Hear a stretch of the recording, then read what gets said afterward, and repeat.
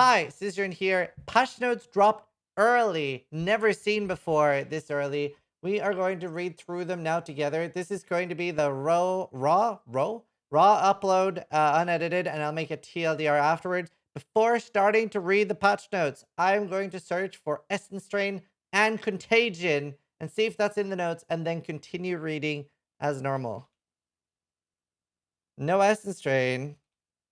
No Contagion. All right. Hi, Zizaran here with another leaks. Wow, Jesus, these are long. We're here all night. Hi, Zizaran here with another guide for Essence Strain Contagion for the upcoming Scourge League of 3.16 Path of Exile. Wow, it's gonna be a night. Let me put on some nice background music and we'll get into it. We'll see all the other stuff naturally. That's just like the main thing. Can't search in spoilers. Oh, good point. Okay, we're just gonna get through it, chat. We're just gonna get through it. Settle in, get something to drink, get some nice popcorn or something. Yeah, we're gonna start reading. The normal fluff. This is the normal fluff. Major new content and features. That's all the new gems. I don't think I see anything that's not new there. All that stuff at the top is just like the same copy-paste fluff as normal. And then the gems they had during the trailer. And honestly, before we... Oh, music's too loud? Sorry. Before we talk about the patch notes and stuff, the gems, they look really, really cool. Wonder if one of my new div cards are in. Loads of cool new gems here. We'll make a separate video talking about gems, to be honest. I'm too scared to F5. Well, maybe I can F5 in a new window. Oh, it worked. And yeah, 13 new div cards, 6 new unique items, and wow, are they unique items. And all the tainted orbs. Alright. Let's start reading from here. I'm excited. Wow, I've never been this excited. I've never been this excited before. Added 2 new gemstock notch options, small notches and large patterns. So this is for colorblind people. Really, really good stuff. Stackable items dropped from chests and as rewards of encounters. So that means like Blight, Incursion, everything. They're no longer going to drop multiple stacks of the same item. If you get 7 alterations, you don't have to click 7 times. That's huge. Map fragments for Apex of Sacrifice. So during Abyss, all fragments basically. Now a stack size of 10, and so do Scarabs. Incubators now display item level, and you can stack the same ones with the same item level. That's really nice. It's now possible to promote a party member to replace you as the leader. That's like so insane that we haven't had that until now. Explosive or poisonous blast will now visually attach to your character's belt. Oh, cool. I hope that'll be like good now. That's what I was playing in Grim Dawn. Updated the visual effect of bone armor. Oh, looking forward to that. Some monsters in Act 2 have had their visual effect, and the existing animation of many monsters have been improved, but they'll be reviewing the balance in a future patch. So if you're worried about Act 2 getting as hard as Act 1, that is not the case for this patch. So Weaver is not going to be the end game boss of the gauntlet. So that's interesting. Expedition has been added to the core game. You can find expeditions from Act 6 onwards, and in maps you'll have an approximately 8% chance to encounter an expedition site. Expedition artifacts are no longer tradable items, which has 2 key effects. The first is that they're automatically collected as you complete expeditions. And the second is that characters can now engage with Kagura merchants without having to feel that their best plan is to trade currency away to other players. It's a difficult decision working out whether to make specific items tradable or not, but we feel that on balance, this new approach will solve several problems. It's also worth that the currency item that allows you to reroll vendors' inventories are still tradable. Honestly, personally, I hate that Expedition is going core, mostly because of how they, unless it says something here that they've changed it, but how it affects item level and base types. Logbooks now have a maximum area level of 83. That's a bad thing, because being able to do high level content and get rewarded with base type stat is good. Being able to do white maps and get item level 86 is bad. Logbooks now display their area level on the item icon. Replaced Paranda Scarabs with the new Expedition Scarab. This change affects existing Scarabs. Replace the Decading Incubator with Kalguran Incubator. which can be added to an equipable item, dropping an expedition item. This change affects existing Decadent incubators. I wonder what happens to an incubator that's already on a standard character. Like, if I have a character with a horrendous incubator, I wonder if that bugs out. Like, not one that's like in your inventory, one that's literally halfway done on your character. Probably it's changed too, right? Imagine if it breaks. Existing Decadent Delirium Orbs will be replaced by Calgurian Delirium Orbs. This is the only source of Calgurian Delirium Orbs. This is unobtainable as item drops or from any other source. Huh. Interesting. Existing Metamorph organs that previously gave Brandis will still provide Expedition item reward. Expedition rewards cannot be obtained from the new Metamorph encounters. Huh. Rugs crafting prizes have been crafted so that common artifacts aren't in higher demand than lesser and greater. Good. Monsters spawned in expedition encounters now have a 35% chance to spawn beyond on death. Wow. The expedition faction currency chests are now more common than any other chest in expedition logbooks. The runic monsters are duplicated is now rarer. That's my favorite. Remnant modifiers found in expedition that grant runic and chests have a chance to drop an additional map per unique. Now around 20% chance, down from 35. And that was very high. Remnant modifiers found in expedition that grant chance to additional gem, weapon, jewelry, armor can now be found at all levels. Previously up to level 67. Kind of a nerf. Added new expedition watchdog modifiers so much can increase the amount of expedition rewards dropped by monsters. Alright. And this is the first, really, of leagues we're really seeing removed from the game. They've said they do want to remove old leagues to fight content bloat. Parandus has been removed from the core game. Some sources of Parandus items, rewards from other leagues, have been replaced with expedition item rewards as noted above. And Parandus coins can no longer drop, though you're still able to store any existing coins in the currency stash tab. The Parandus Manor unique Chateau map can no longer drop, and it is no longer possible to open this map in a map device. The Mayor and Squandered Prosperity Divination card can no longer be obtained, and existing divination cards can still be turned in. The following uniques have been added to the map core drop pool: 7 League Step, Umbilicus Immotalis, Triponon, Varanostra, and Xerfi's Last Breath. Interesting. Cool. The Ivory Temple map boss has been replaced. Wait, that's a bit weird. Why would you need to replace the Ivory Temple map boss? That's a little strange. Like, it's still a cool boss and dangerous boss to fight. That's weird to replace. Guild improvements. You can now control click items. You can now shift click stack of items into guild stash to withdraw a partial stack. So basically just all the things that you can with a normal tab. And you will also get all the no special tabs in a guild stash. There's a history webpage to see if somebody scams you. And the guild leader can select which hideout to use. That's really nice. I love all the guild improvements. I love all the guild improvements. Well, it's not a normal Parandus box. He spawns on death. Hideout improvements. Wait. Oh, right. That's different from guild improvements. We've also made some improvements to hideouts. If a hideout closes with portals still open, it no longer prevents access to the map. Instead, whenever a player joins a hideout or a guild, any previously open portals are reopened if the destination map still exists. Wow, that is huge. I've lost so many maps to that. Wow, that's such a... Dude, how many people do you think skip? They see hideout improvements and they skip that. This is huge. Holy fuck, dude. Wow. I bet you so many people aren't going to know about that because it's under hideout improvements. That's insane. That's just big. You will lose so many maps to that. Just like random disconnect. Map portals to empty map businesses will not expire as long as the map owner remains in either hideout or the guild hideout. The map level and favor systems have been removed entirely. You now have unlimited access to hideout decorations. We've added a search tag.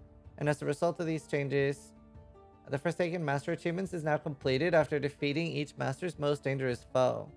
Oh, the Val Omnitact for Alva, Owl the Crystal King for Nico, Farul for Einar, and the Syndicate Mastermind for John, the Shaper, and Elder for Zana. That's a cool way of doing the achievements. That's a cool way. I like that. Watchdog modifiers that increased favor can no longer roll. They can still exist, but will do nothing. An increased master favor has also been removed from a Gracious Master of Prophecy and the Endless Passives in Uncharted Realms. They will still provide their other functions still. That makes sense. Added new Blight Ravaged maps. These maps can be obtained by completing high-tier Blighted maps and can be anointed up to 9 times with a maximum of 3 oils of the same type. Monsters within these maps both move faster and have substantially more life. But like, if you don't go for a ward, you can do like 80% build reduction, 60% slower. I'm sure there's one more beneficial thing, like 60% more damage. And honestly, maybe they're still pretty doable if you don't go for higher rewards. So that's pretty cool. I think that's a really, really good balance. Like, doing 9 rewarding oils will probably be very hard. Very hard. And say you can't do 100% reduced cost because maximum of 3 oils. Very, very cool. Added new Timeless Emblems. I think for this, it would be hilarious to me if all the monsters were unique, so Headhunter didn't work in there. Many Legion monsters have had the maximum distance they're able to use their long-range skills reduced or can no longer use their long-range skills against other Legion monsters. So we're probably going to get less blasted by the spears. That would be hilarious. Yeah. Then you'd need like an actual strong build and not just a Headhunter clutch. Added new Flawless Breachstones, which are more challenging and thus more rewarding than other kinds of Breachstones. Rare monsters in Breach Domains now drop additional reward types, with rare monsters in Flawless Breach Domains dropping 2 additional reward types. Breach Domains now have additional random modifiers, and Flawless is 4. Breach Domain areas are no longer have modifiers that grant quantity of items. Breach Domain areas no longer have the modifier which grants increased quantity of items found. Huh. Loot accumulated for killing monsters in Breach Domains now drop upon reaching the boss arena, instead of dropping throughout the encounter. It's gonna be so nice, dude. Added 10 additional waves to Simulacrum and now has a total of 30. Honestly, that I am terrified of. Honestly, on hardcore, 20 is hard. So having 30 to go for, very, very cool. I think... No, actually, I was gonna say it would be nice to have like a single reroll for Simulacrum, but no, it's probably better not to. With each wave you play, Simulacrum has an increasing chance of dropping cluster jewels and past wave 20 Delirium unique items. The drop rate of Delirium orbs from Delirium encounters has been increased. Dude, so many. Honestly, never ever been this excited for a patch. Never ever. Never ever. There's just so much good shit here. So much good shit. Like, let alone the league mechanic. Honestly, like, fuck the league mechanic. Just all the everything. They could have dropped this with no league mechanic and it would have been amazing. There's just so many cool things. So many cool things. And the league mechanic looks awesome. And the league mechanic looks awesome. And I fucking hated the last 2 leagues, so this is really nice for me. The Atlas now has 4 regions. Heroic Hamlet, Valdez Rest, Glenark Cairns, and Lyra Arthane. The number of obtainable watchstones being reduced to 16 instead of 32. There's now 118 maps instead of 164. The following maps have been removed from the Atlas. Academy. Oh, please don't do Residence. Please don't remove Residence. Academy, Arachnid Tomb, Arena, Bazaar, Beach. F. Can we get an F in chat, dude? Oh my god, they removed the best map from the game. I can't believe you've done this. No way, dude. You've really removed the best map?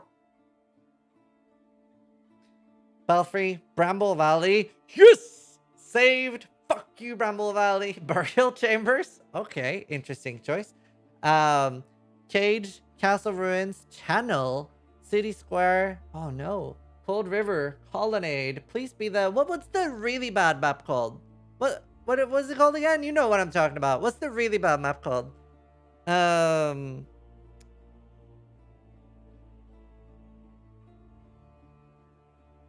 new one. No, the new one. I can't remember what it's called now. Gravetro. Please say Gravetro is here somewhere. Coral Ruins, Courthouse, Coves, Crater, Crystal Lore, Desert Springs, Excavation Factory, Frozen Cabins, Geode, Graveyard. They keep it Gravetro? You're removing Beach? They're keeping Foundry as well. Iceberg, Infested Valley. You're removing Iceberg?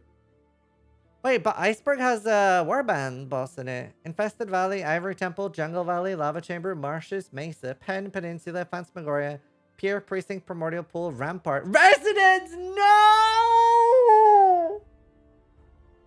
Scriptorium!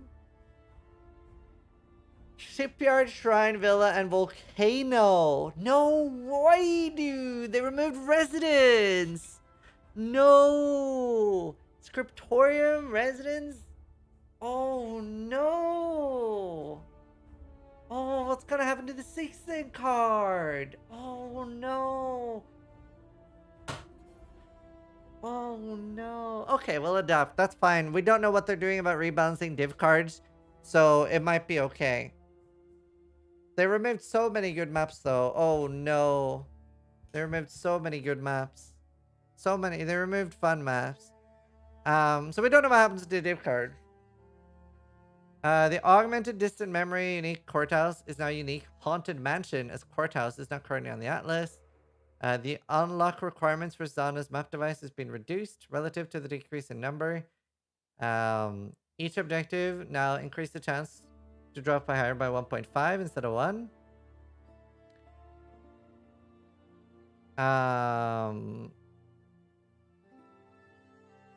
Each 4 awakening bonus now increase effect by 1 instead previously 6 each. Right. Map tiers and locations have been shuffled. Maps are now found initially at a different tier. Item bases specific to the Atlas has been updated. And rings now is in tier 11 or higher. Following bases can be found in... Oh, I love that they're posting this! That's so good! Following bases can be found in Hayward Hamlet. Crystal Belt, Grip Gloves, Marble Amulet, Opal Ring, Two-Toned for the Evasion and Energy Shield. Artillery, Convoking Wand, Eyelight Ring, Spike Gloves, and Two-Tone Boots in Valdo's Rest. Clonic Cairns is Apothecary Gloves, Blue Pearl, Cerulean Ring, and Two-Toned. Vanguard and Vermilion. That's a lot of good stuff. And later I think is Boner Helmet, Fingerless Silk Gloves, Fugitive Boots, Sea Glass, and Steel Ring. Cool. Glenneck, here I go. Additional targets for the following prophecies have been added to the original targets, which can no longer be found on the Atlas. Battle Hardened, Burning Dread, Darktone, Shriek, and Malevolent Witch. The option for Maven to release all bosses at once is now a modifier found on Maven Invitation, and will no longer occur unless you open an invitation with this modifier. You're welcome. You're welcome, chat. You're welcome. Feel personally responsible for this. Hardcore viable finally. Like, when I brought that up with Chris, he'll be like, fine, it's gone. We'll remove it. It's like, thanks. I honestly didn't think they'd keep it in any form, but this is great. Great, great, great. I'm very happy with that. That's awesome. That's a perfect way for that to be done. Oh, I'm so happy. Captured boss progress in the Uncharted realms is no longer lost in permanent leagues when the Atlas is shuffled. Cool. Some of the map bosses you're required to defeat on upgrading your Pantheon have been changed as a result of these Atlas changes. Crafting recipes that were previously unlocked in maps have been removed. That have been removed are now found within other maps currently in the Atlas. And remember, you can check this in your crafting bench. You can check this in your crafting bench. Many divination cards have found new home as part of the Atlas changes. The Fiend can now be dropped in Poor Joyce Asylum. Army of Blood can now drop in Poor Joyce Asylum. The Bitter Blossom can now be... Oh, they should have had these as like hyperlinks so you could check what the div card is, because you're not going to remember every div card. Bitter Blossom can now drop from Oshabi. What's Oshabi? Is that a boss you can find somehow? I've never heard of this. That's a joke, by the way. Timeless Relic can now be found in Expedition Logbooks. Interesting. The Jester can now drop from Ash Lessard. Vidnia's Token can now drop in Palace. The Drunken Aristocrat can drop in Laboratory. Chains That Bind can now drop in Dungeon. That's the 6th card. The Thaumaturgist can now drop in Alloways. The Dapper Prodigy can now drop in Palace map. The Tyrant can now drop in Primordial Blocks. Is Tyrant the Tripanon? Jeweler's Boon, 5-link card, can drop in Minerals Pool. The Undaunted, which I think is Headhunter card as well, is in Conservatory. The Messenger, something with Harbinger, is in Port Map. Fate and Expectations is in Dry Sea. A Note in the Wind is in Dry Sea. The Academic can drop in Museum. Couldn't it before? Unchained can now drop in Dungeon. The Unexpected Prize can now drop in the Palace map. Isn't that my Alteration div card? The community one we made? Or what's the Unexpected Price? Isn't it? No, Unexpected Price is Pizza Powers. It's Pizza Powers div card. It's the unique jewel one. I can't remember what mine's called now. Sea of Blue is mine. It's not mentioned here. I'm not cool enough. Cursed Worlds can now drop in Cemetery map. Journalist can now drop in the Haunted Mansion map. The Enthusiast can now drop in Museum. The Master in the Lair map. More is never enough in Vault. The Offspring in Stagnation. The Mind Eye in Bone Crypt. And the Golden Era in Basilica. Doctor's just gone. It's just in Spider Forest now. All right.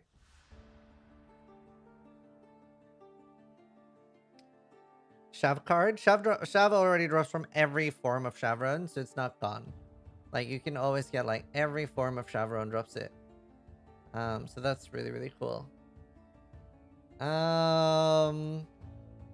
So, yeah. Just, I don't know. Honestly, for div cards, that is pretty good. Pretty happy with that. Pretty happy with that. Cool. Atlas passive changes. Oof. Are we ready, chat? Are we sitting down? Here are the Atlas passives found in each region. Haywark Hamlet, Bumper Crop, Heart of the Grove's Called, Amplified. Wait, correct me if I'm wrong very quickly. $20 is on the line. This is the Essence node confirmed. Alright, Araki. Pay up. You owe me 20 bucks. The rich get richer. Controlled Corruption, Seance Paid in Blood, Sacred Lands, Finest Samples, High Yield, Escaped Experiment, Intelligence Gathering, Test of Loyalty, and Bribery. Man, you really want something open while seeing all these, because I remember them by what they do, not by the name always, except for, I mean, I remember roughly. Like Harvest, Essence. Planet Cairns is Scent of Blood. Well, I mean, we'll look at these once we actually have all of them, so we can do a comparison. Honestly, we'll go through them when we can get a comparison. Just reading out the names isn't gonna help many people. Oh no, wait, we do still have exotic goods. That's huge. I love exotic goods. We'll make a separate video just for going all the new Atlas passives and make a new video. So that's awesome. Liara Thane is huge. Just from exotic goods as a starter.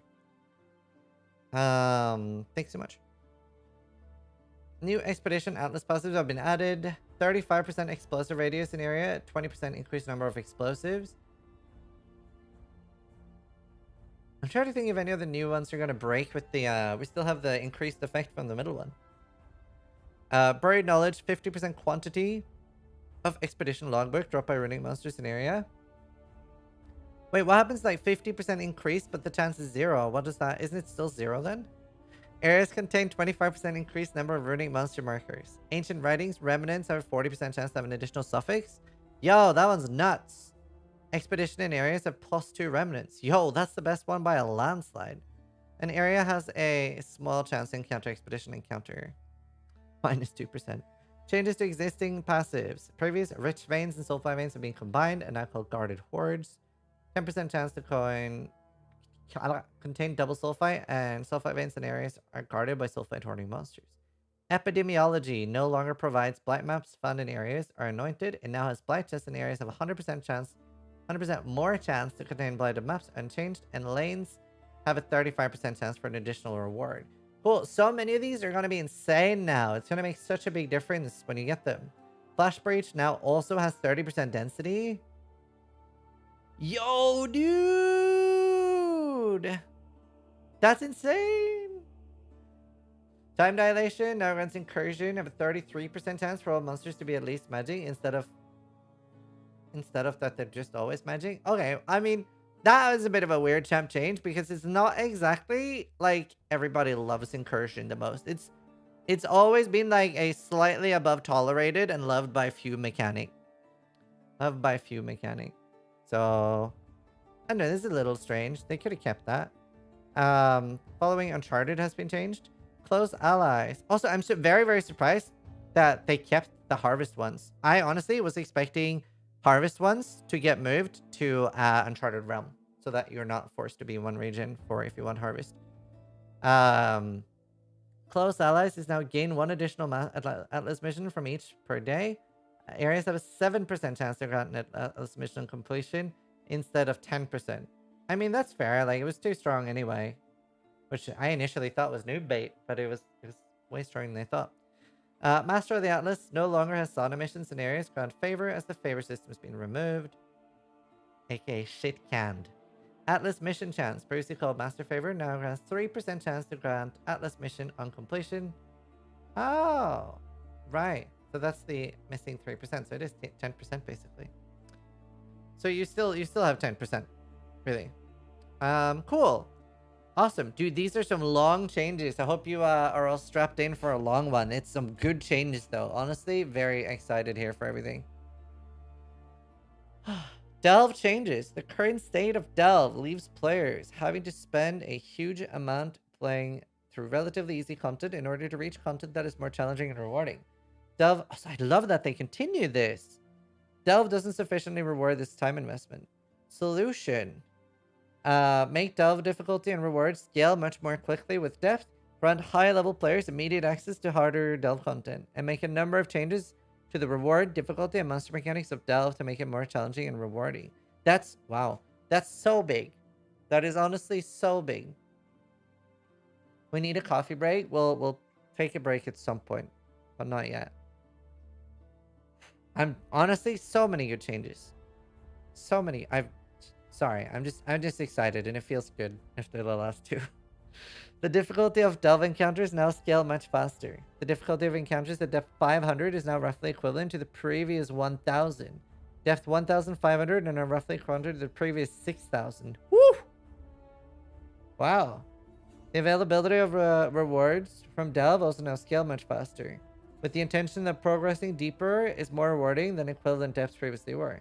Depth 500 is now more rewarding than depth 1000 was previously. Wow, that's so cool. I'm still rolling hardcore, by the way, so you're going to get a lot of deaths this league. I only had 5 last league. As a result of these changes, Azurite Mine has been reset in Perm Leagues, and Nico has drilled the mine shaft to the deepest level delve encounter previously completed in that league to pick up where you left off.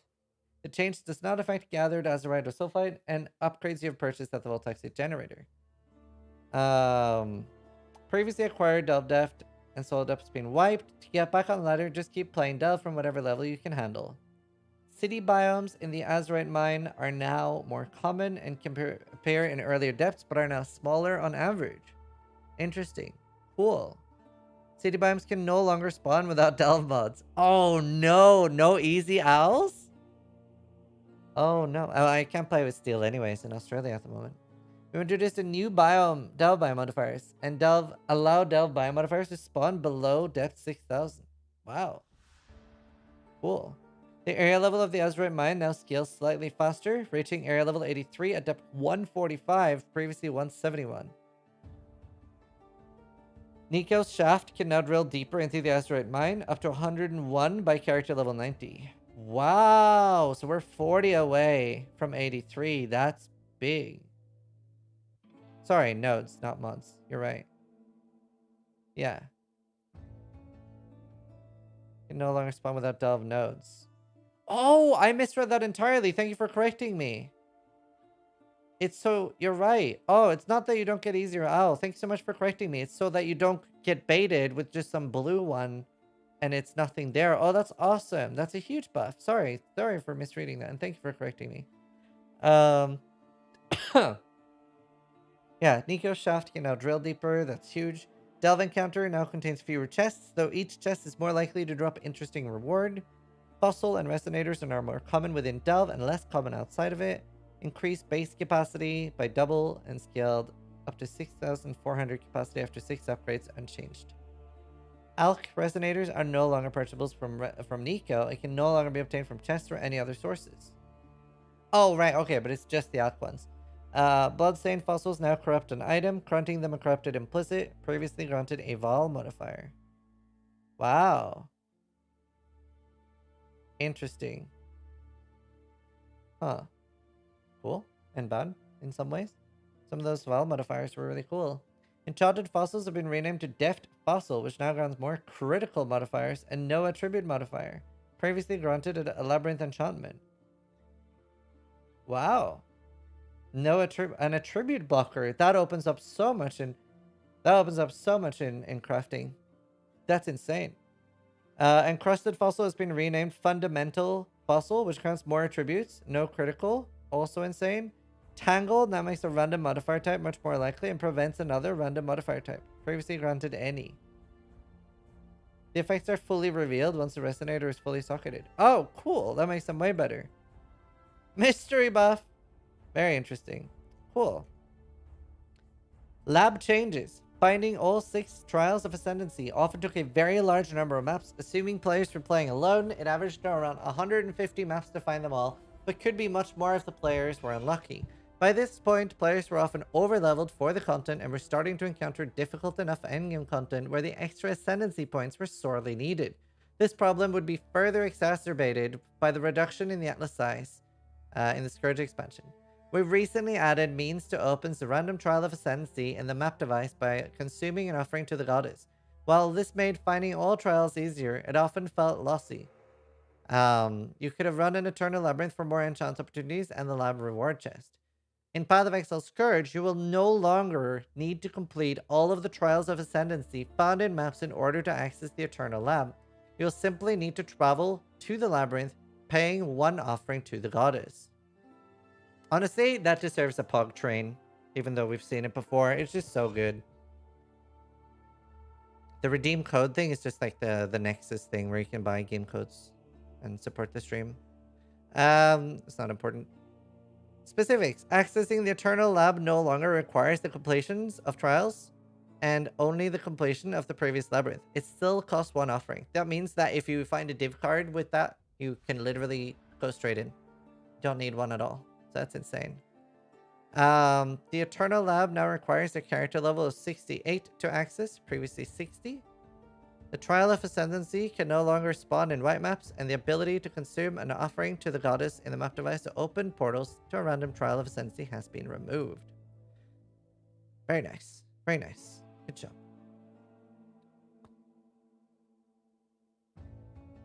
Yeah, you can probably do it before killing Katawa, but you do need to be level 68. Awesome. In Path of Exile Scourge, we're making a number of changes to improve how characters mitigate ailments, use flasks, and build defenses. We're also addressing the extreme power of auras and curses in parties while improving the strength of these mechanics for builds while having a smaller investment. Finally, we're changing Elemental Overload. I'm assuming that all of this isn't changed. I'm assuming all of this isn't changed since we went over the manifesto. So do we just skip that and tell people that haven't seen it to like watch my manifesto reading? Because this is a lot to go over. It takes hours. It takes hours to go through it, and we already have covered it. And we'll find out if it needs to be reread, but I'm assuming there's no changes. Don't skip, read faster. It's going to be 2 hours to cover it all. Like, these are long in each one. So we'll skip the ones that have been covered in the manifestos. If you're watching this and haven't read about all these new changes for flasks, ailment mitigation, etc., we've covered that in the manifesto readings. We've covered that in the manifesto readings. All of these are... Yeah, this is all the same stuff. It looks copy-pasted. Okay. Core, character, defense, and recovery. These are different, right? No, this is all the armor stuff. This is all the armor stuff. Yeah, this is literally like 2 hours. Will there be a TLDR? Yes, that's up on my YouTube already. Let's see. They put in a tag. Patch notes for balance changes that did not fall under these topics can be searched for it about halfway down. What do I search for?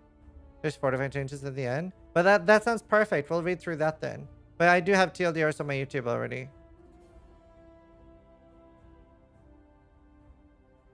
Patch notes for balanced can be found below. Perfect. All right. Awesome. Excellent. So we'll keep reading from here. Then we should have skipped all the manifesto stuff. Perfect. Thank you so much for finding that. And then we don't like waste 2 hours extra of people's time. Passive tree. The passive tree has changed so significantly there's so significantly that there is no way to concisely describe the full breadth of the changes. Here's the selection of problems with the previous version of the passive tree. That's exciting. Flame Surge info... Current... Oh, so that's been updated? Change Flame Surge? No. Flame Surge now created Burning Ground that deals damage equal to percentage of that ignite if you hit an ignited enemy. Burning Ground can be created every 2 seconds with 50% of ignite damage on the enemy converted to Burning Ground. Interesting. Yeah, poor Path of Building. They need help. Awesome. Yeah.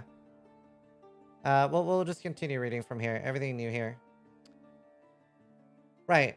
Clusters often have the exact same stats as other clusters, and some have other niche stats that are wasted on many builds. Solution. Make clusters more unique compared to each other, as well as having more clear identity. Remove niche or unneeded stats entirely, or shift them to masteries. Improve many notables that have already had secondary stats removed, and rework some clusters to perform another, more useful function. Okay. That seems fair. Problem. Damage over time builds have had fewer damage clusters available compared to hit builds, and those clusters often spread power between damage over time and increased damage, devaluing other sources. Solution. Improve existing damage over time with a focus on damage over time multiplier or other damage over time stats, and rework some clusters to be better for dot builds. Added a new cluster in some forms of damage over time. Problem. Life builds rely heavily on the life cluster near the Scion area to maximize investment in life. Characters on the right side of the tree are at a disadvantage because of the long path to access the wheel. Solution. Lower the total amount of life granted by the Scion life cluster and add life to other clusters on the tree that aren't in starting areas connected to the Scion. 9% increased life has been removed from the Scion life cluster, and improved life clusters that have gained 2 to 4% life. Meaning a character that took 3 outer life clusters and the Scion life cluster together would have the same or more life, and a character taking 4 more outer life clusters that wouldn't have taken the Scion life has gained at least 10% additional life. This is really, really good for most people. This is really, really good for most people. I honestly am still staggered by the fact that we have patch notes this early. This is so good. And I'm going to be praying for Path of Building. Problem. Many defensive mechanics have a few ways to invest in them on the passive tree outside of life. Solution. Add new clusters for spell block, spell suppression, life regen, life leech, life gain on hit, life on kill, life recoup, energy shield recharge, ailment mitigation for every ailment type, curse mitigation, stun mitigation, life, and mana fast. And the majority of clusters removed from the tree are offensive, while the majority of clusters are defensive. Cool. If I skipped fortify changes, we'll go back up to that in a sec. We'll finish this bit. Problem. There's an uneven spread of keystone across the tree. Certain areas have higher density than others, and some keystones are out of place for the area they're currently in. Solution. Spread the keystones out, moving them to more appropriate locations. Problem. Each passive cluster can only have one mastery, but some existing clusters have multiple themes, like Trap and Mine Cluster. Solution. Split some clusters into 2 separate clusters. Some clusters have been aligned with a specific mastery with an adjustment to the stats to further solidify the theme. This may be based on the existing stat or to help with a lack of that type of mastery in that selection of the tree to allow access to specific useful mastery effects. I'm very excited for mastery. Problem. The tree is very compact, making it harder to easily view and leaving little space for rearranging clusters. Solution. Spread out the entirety of the passive tree and increase the effect of or radius of the small, medium, large, and very large jewels. This is done to give a relative equivalent but not identical effect of radius jewels on the tree, and will have impact of all radius jewels in different ways. Wonder if they buff this or nerf this for us. Problem. The Ranger class is very front-loaded with life and other beneficial stats, and has more costly pathing when leaving the passive tree than many other class starts. Solution. Remove most of the maximum life from the Ranger starting evasion passives, but redistribute this between other passives in the starting area so that the total amount of max life is slightly higher than before. Should be a lot higher than before, ideally. Rework some selections of the Ranger class start, including new notables and effects. Problem. Certain percentage modifiers from the first few starting areas have little to no impact on characters at the very early levels. Solution, change class starting nodes so most provide at least one flat modifier. Ranger now gets accuracy rating and projectile damage on one starting passive, flat life and evasion on the other. We'll take a break in roughly like 15-20 minutes. Problem with the removal of dodge, some characters lost a way to mitigate monster abilities that always hit. Solution, reviewed monsters with the ability that always hit. Removed always hit from all fodder monsters, and some boss abilities were appropriate. Oh, nice. Very good.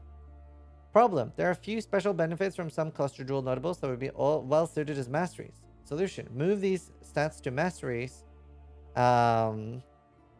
Move these stats to masteries while providing compensation to the notables that lost these stats. Let's see. Oh, specific. Holy Conquest no longer has brands attached to a new enemy each time they activate.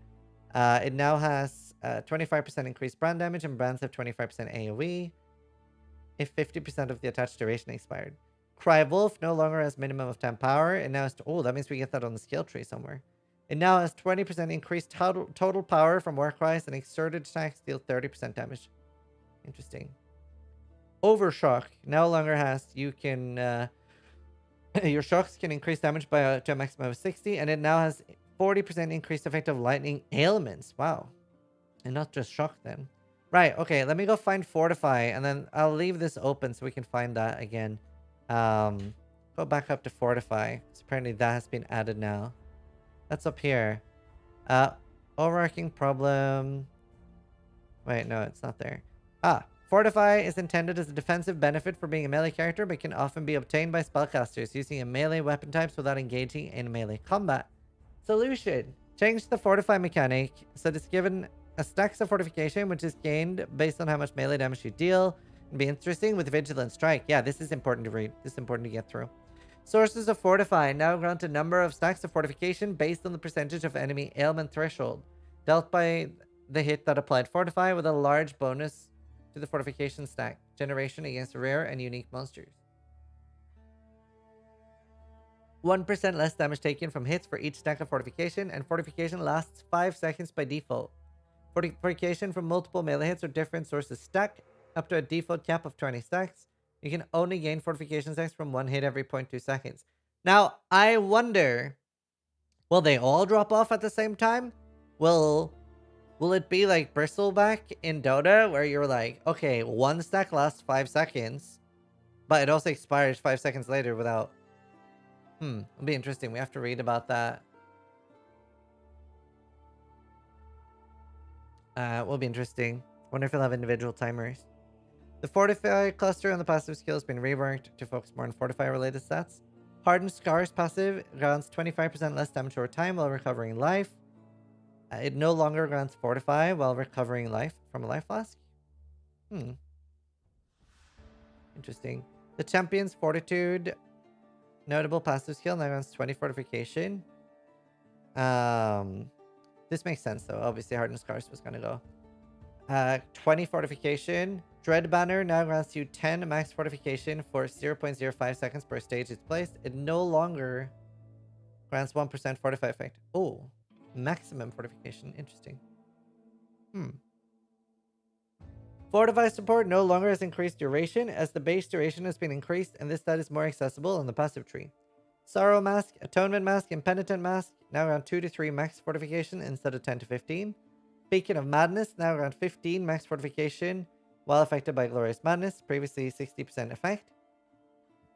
Kingmaker now grants allies 10 fortification instead of fortifying nearby allies, and then has 190 to 200 fist damage.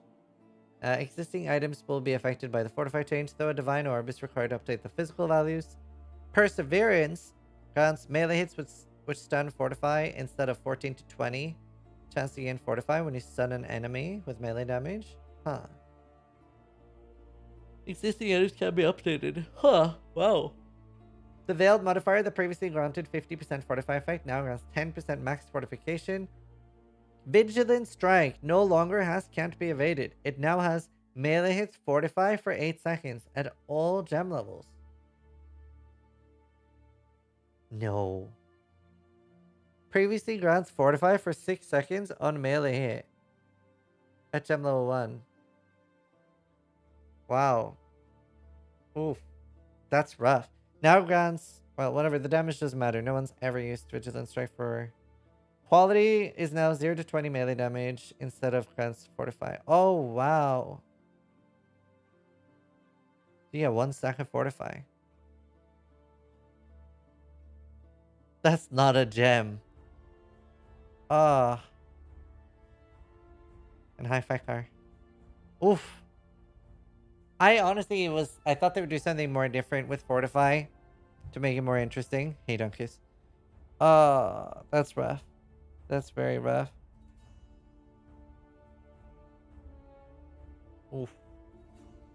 I mean, it's unusable for casters because no matter what, Vigilance Strike is never going to give enough damage to really give you that. That's crazy. Quality on Phantasmal Vigilance Strike now runs melee hits Fortify for 0 to 2 seconds. Huh. Okay. Quality on Divergent is cooldown rate. The Vigil now causes Vigilance Strike to grant the same amount of fortification to allies as it grants to you.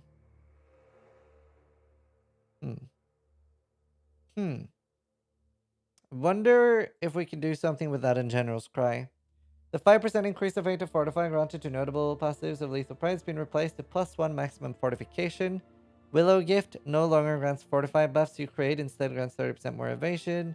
It now grants 4% chance to suppress spell damage per fortification, but removes the less damage taken from fortification. Existing items will no longer provide evasion rating while you have fortified, though you will need to use a Divine Orb. And the Writhing Worm, summoned by a Writhing Jar, were found to generate fortification too easily with these changes, and we have changed them so that they now have an ailment threshold similar to that of a normal monster in level 83.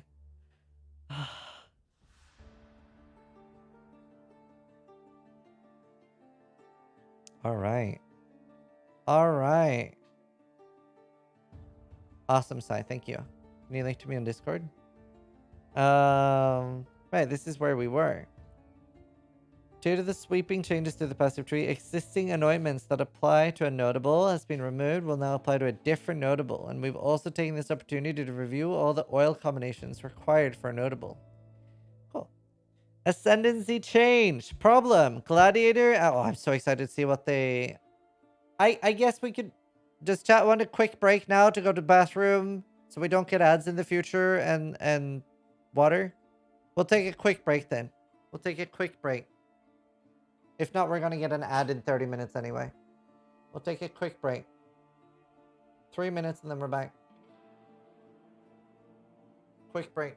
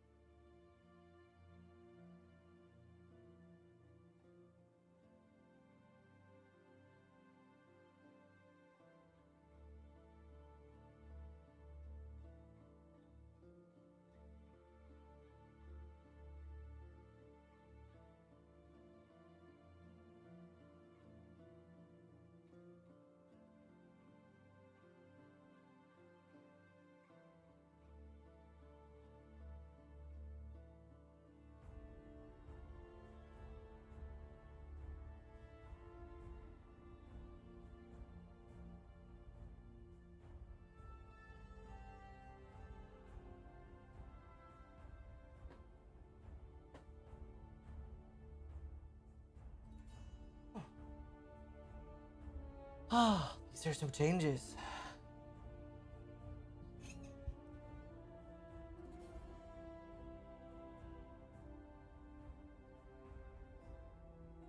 These are some changes.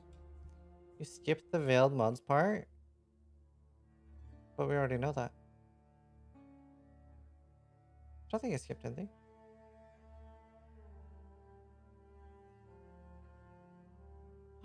Also, thanks for all the subs and resubs. We'll resume here in like a minute. Thank you so much for all the subs and resubs.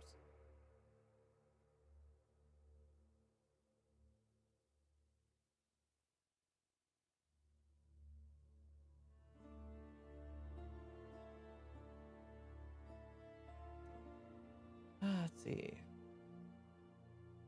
No break, please. We're currently on a break. Don't want people to miss things because of ads. But do have to play ads.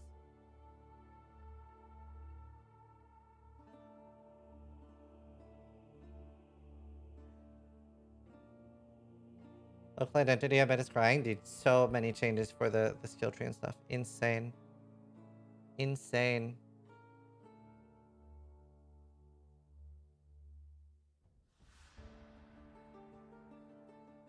I'll just change everything. I'm very hyped. Never been this excited.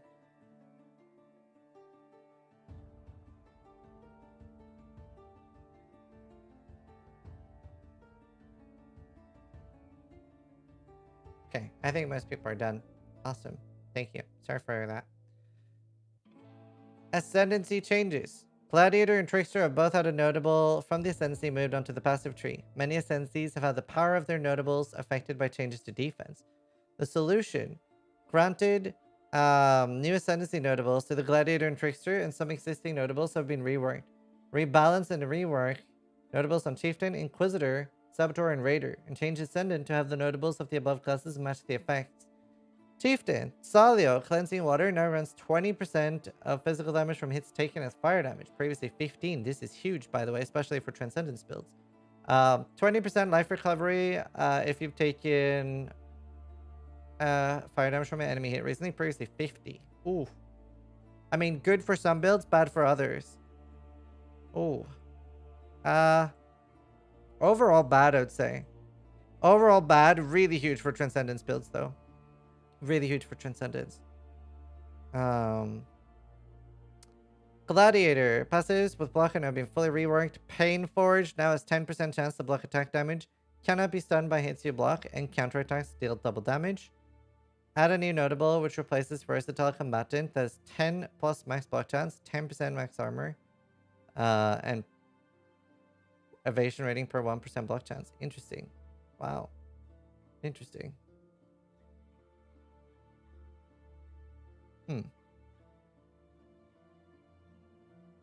Violent Retaliation now has ignore enemy monster physical damage reduction if you blocked in the past 20 seconds, and attack damage is lucky if you blocked in the past 20 seconds. Huh. Plus 10? Well, it means you're getting like 800 free armor. 850 free armor. It's pretty big. And the attack damage is lucky is huge as well. Attack damage is lucky is huge. So wait, did they... What about the thing they were talking about with like lucky block? Did I miss that? The lucky block is there still, right? They didn't add it? Lucky was not sure? Lucky block is gone? Ooh. That's what I was worried about. Last line. Last line is attack damage is lucky. It's got nothing to do with lucky block, my dudes. It's replaced by the plus 10 max block chance.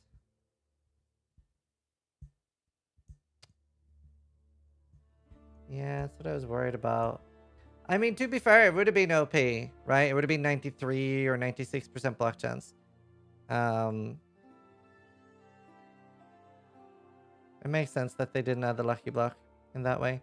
Inquisitor. Pious Path is 50% increased effect of consecrated ground you create.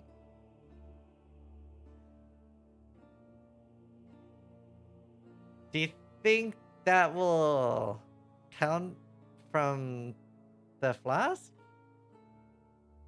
Because if so, that's busted as fuck. And 75% curse mitigation. Sorry, not sorry. What's Bottle Fit? Bottle Fit's insane. Bottle Fit's insane on that. But the flask is bad now. Why is it bad? I used it last week. It's insane. You already have Consecrated Gun when you're stood still as Inquisitor. Yeah, but not as good as Bottled Faith one.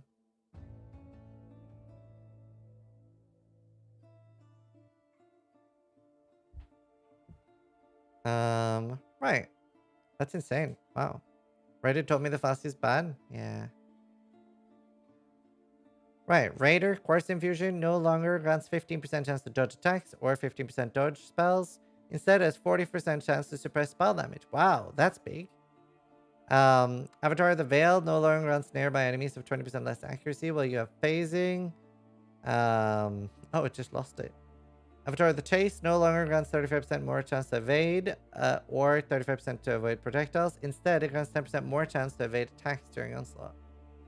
Okay. Trickster. Prage.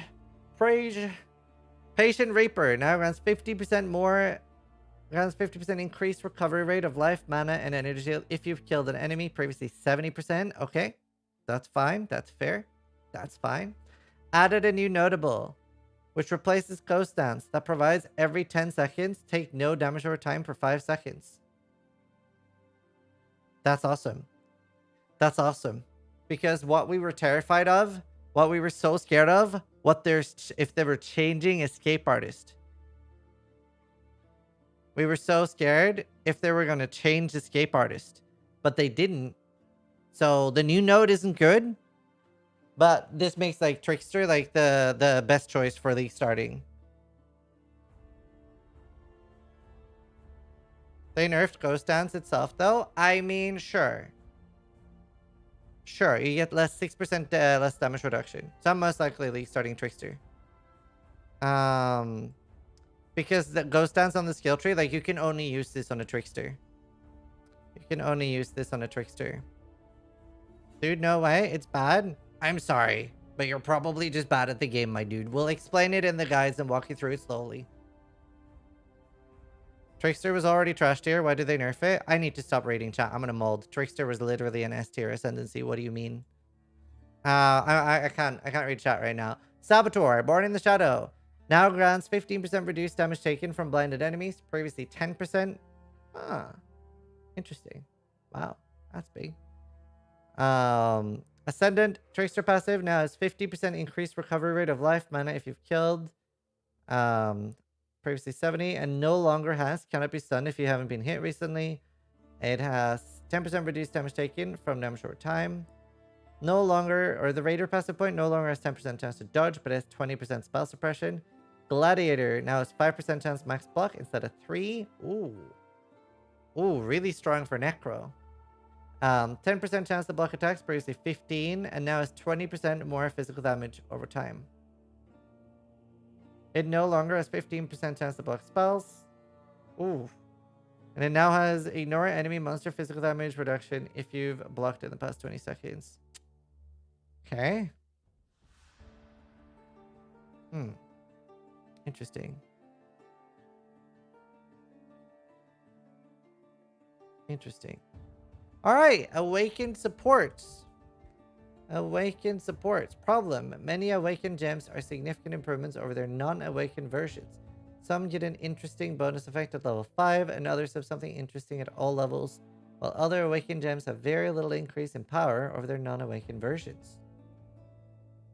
Okay, I like where this is going. Change. Awakened gems that only give higher values of their normal skills. They either have an extra effect or a large boost in their values of their existing effect at level 5. Adjust values in scaling for Awakened gems to ensure that level 1 is a clear upgrade to level 20 non-Awakened gem. I deleted it. Where'd it go? There. Awaken added fire.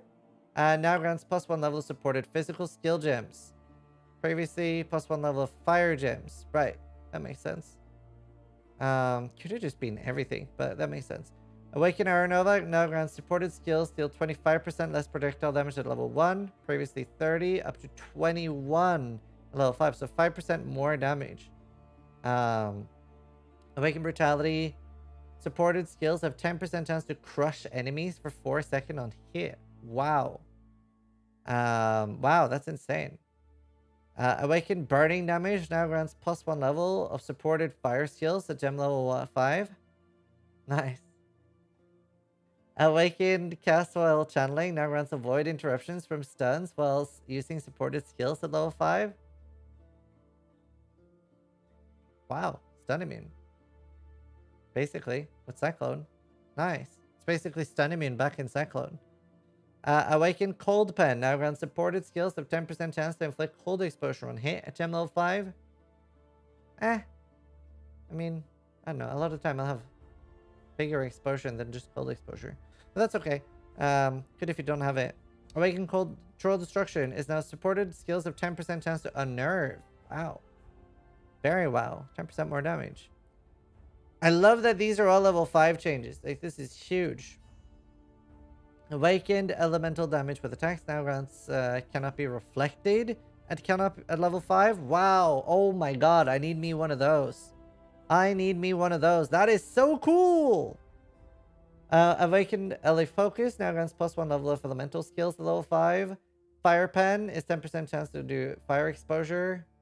Honestly, it probably should just be like supported skills have fire exposure. It probably should be 10%. Did I skip Deadly Elements? I'm so sorry. Awaken Deadly Elements grants supported skills deal 48% more damage at level 4 up to 54 at level 5. Wow. Level 4 to 5 is a big change. So 5% more damage basically. Awakened Fork now grants supported skills deal 10% more damage, previously 0, and up to 14% at level 5, previously 9. Huh. Interesting. 5% more damage.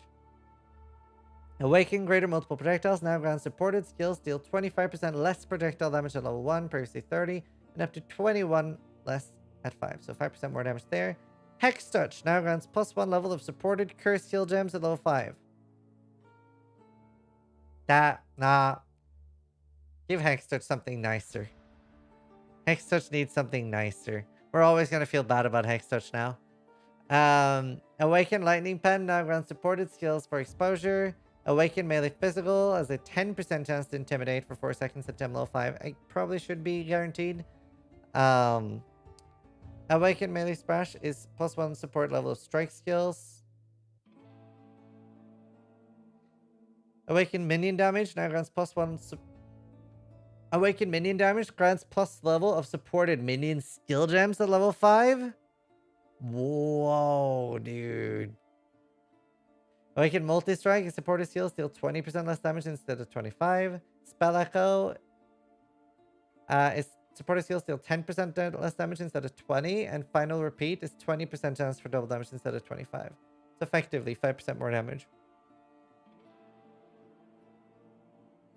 Awaken Swift Affliction now runs 43 at level 4 and 49 at 5. I like this big boost from level 45 and overall more damage anyway.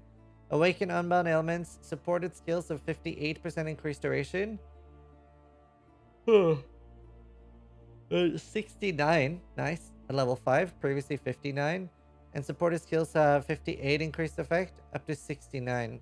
So 10% buff basically.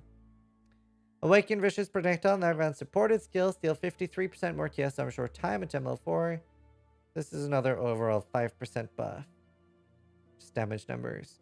Void Manipulation is +1 level supported chaos skill gems. Huge for Essence Drain if you can get that. Absolutely massive. I want 2 of that for my build then. Awaken Unleash now grants 4 seals at gem level 5, previously 3. Wow, dude. An extra seal. That is insane.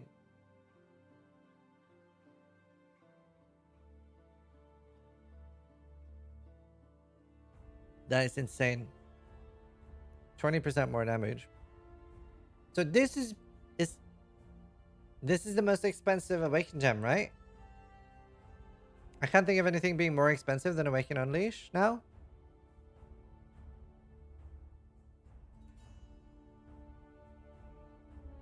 Isn't Multi-Strike still more?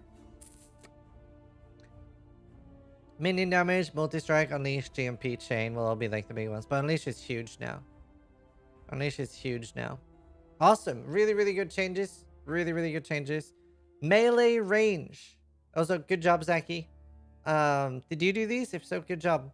Melee range problem. Melee range is given at a very small value, so many strike gems, and characters lack diverse ways to invest melee range.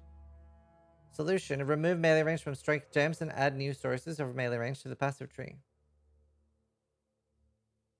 Should have just added.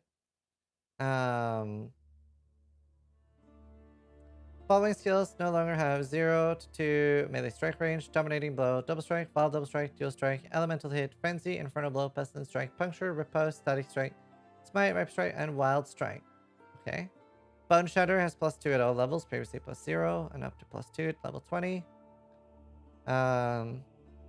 Glacial Hammer is +2, and up to +4 at gem level 20.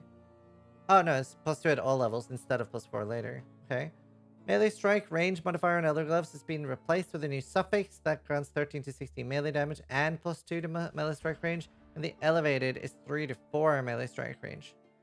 Veiled and crafted modifiers on helmets and gloves that granted socketed melee gems and melee strike range now grants +2 instead of +1, and Warlord Reach is +2 now instead of +1. Cool. Cool. It's a lot of extra range. Shield skills. Shield skills deal too much damage for how little investment is required and have had their damage unintentionally increased by the buffs to base armor defenses in this expansion. Shield charge also generates fortification too easily without investment. Now, by the way, before anything gets slaughtered, I would like to say that the Gladiator SSD is probably one of the more balanced heals we've had in the game, but the Raider was obviously not. But Gladiator SSD probably does not deserve to be butchered if that is the case, because it's hard to get high damage on it. Solution. Lower the flat added damage bonus on shield-based skills. Oh no. And rebalance the added damage to slightly lower the damage of the skill in general. Shield charge in particular has much lower base damage, but now it gets more added damage based on the defenses of your shield. And overall, this is only a slight damage loss for players using a high defense shield. Do you know, honestly, I wonder if the meta now will be running an armor shield on a caster so that your shield charge is actually doing damage enough to get fortify. Also, this doesn't mean things are dead. Like, we don't know if this is dead. We haven't, like, seen the actual numbers yet. Shield charge now has a base attack time of 0.5 seconds instead of topping out at 0.047. 3 to 4 physical damage per 15 unchanged, and up to 5 to 7 instead of 4 to 6 at gem level 20. What? Okay, that's a buff. Now deals 12 to 18 base offhand physical damage instead of 16 to 25. And so he gets way less flat. Right, okay, never mind. Wow, that's a big number change. Up to 134 to 200 instead of 350 to 525. Oof! The scale's better now. But it took a bit of a number crunch there. Just a little wee bit of a... Oh, Forbidden right next? Gotta scroll up. Gotta hide that. That was crunch, huh? Yeah. Oh, don't tell Steel Mage. Maybe he'll not notice. Shield Crush. Well, we'll just tell Steel Mage that they increased the life on monsters and the game is harder now. Don't tell him. Just tell him it's harder now. Shield Crush now has a base attack time of 0.8 seconds at all levels. It's a 0.4 reduction at the end game. 3 to 4 physical damage per 15 armor at gem level 1. Up to 5 to 7 at level 20. So higher scaling. 4 to 6 base offhand physical damage at gem level 1 unchanged. 172 to 258 instead of 286 to 429.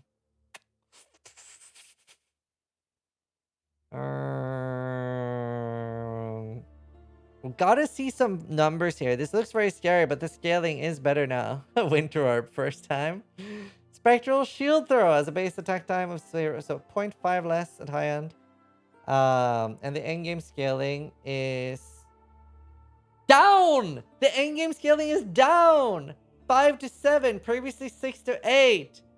And the endgame damage is 200 to 300. It's half! Oh no! Oh no! Steel Mage, no! Oh no! That looks dead. I don't want to overreact until having done some numbers, but that already struggled on damage on Gladiator. Oh no.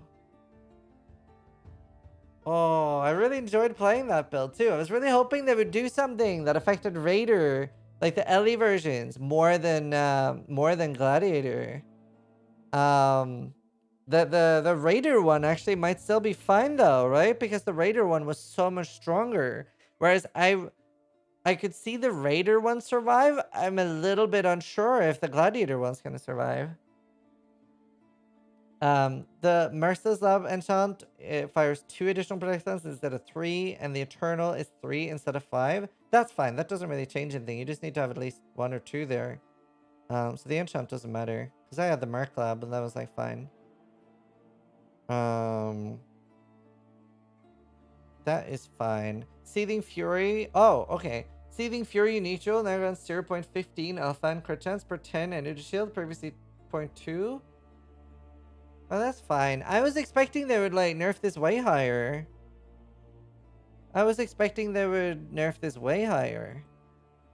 It's not fine? Well, this is fine, because I did all content with 3 anyway. I did all content in the game with this enchant. 3. That's crazy. And a temporary lapse in judgment. Existing items can be updated with a temporary lapse in judgment. I thought they would hit Seething Fury harder and the general skill less. Shield Crush looks fine. Shield Crush will be very strong. They got less hit for sure. Spectral Shield Throw Glad looks kind of rough, to be honest. Spectral Shield Throw... Tell your uneducated chat that Shield Charge is the same damage-wise, but Shield Crush is buffed. Yeah, Shield Crush looks fine. Spectral Shield Throw Glad looks kind of rough. That was kind of rough. Because I was already struggling on damage. It'll be a fine mapper, mind you. It'll be probably a pretty good league starter. Similar to how ED was last league. It'll be a good league starter.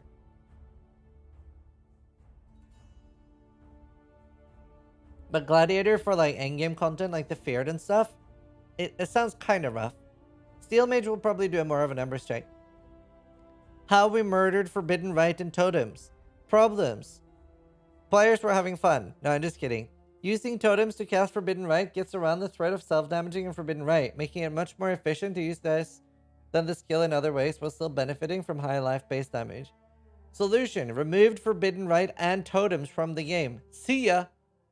Change the way totems mitigate damage so they have much less total health, but take significantly less damage from enemy hits and damage over time. More than compensating for the health loss in normal situations. Adjust some sources of totem life and totem chaos resist.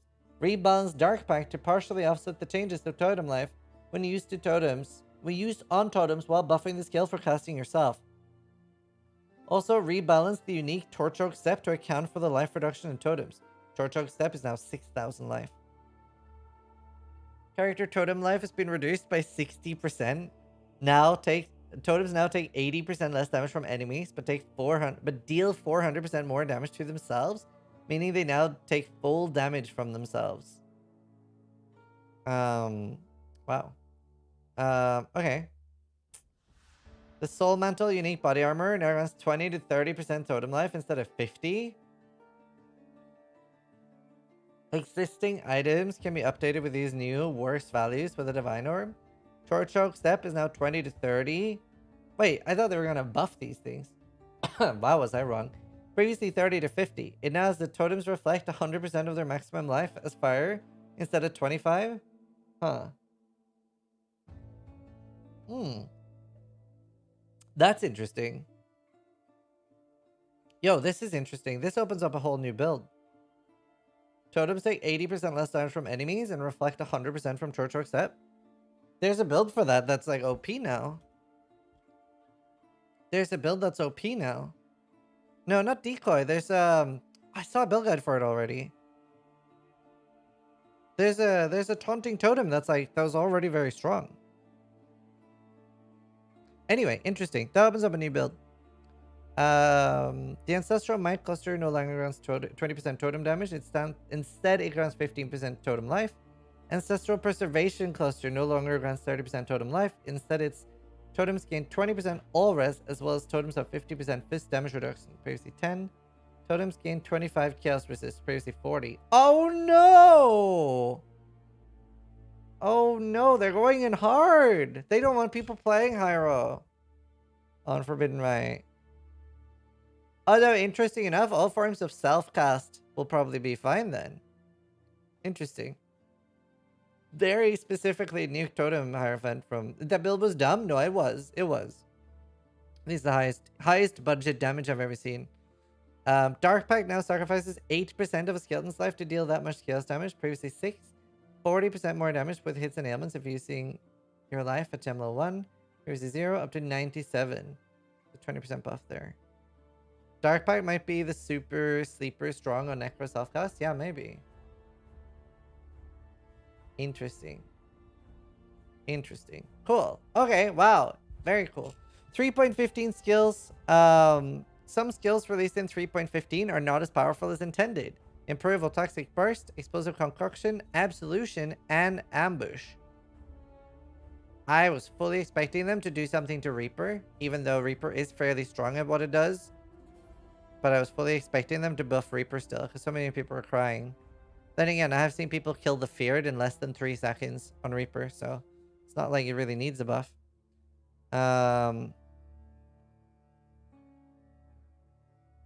Absolution now has +0 radius at gem level 1, up to +4 at gem level 20.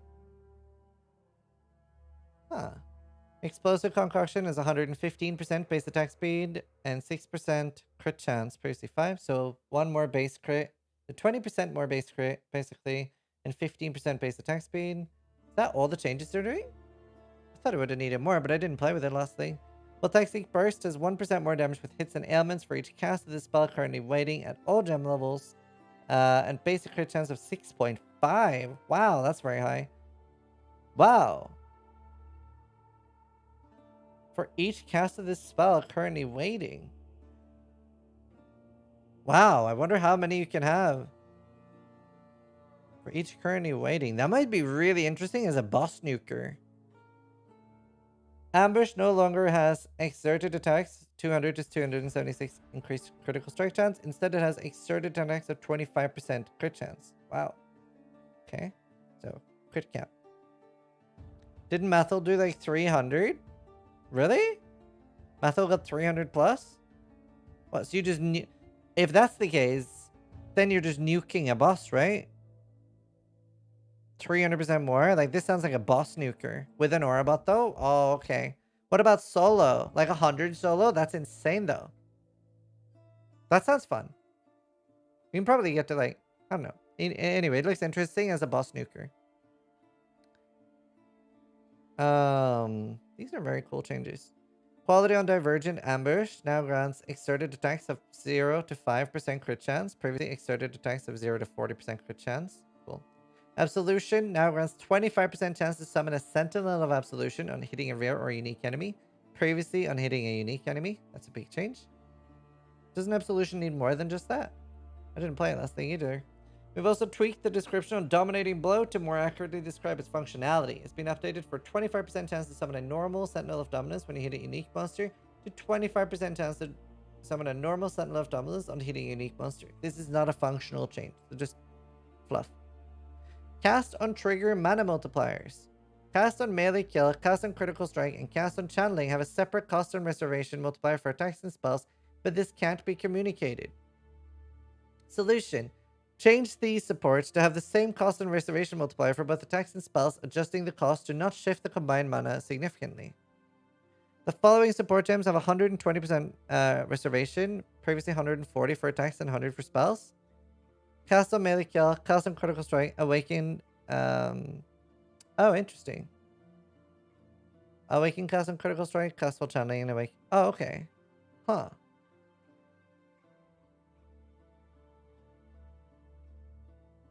Huh.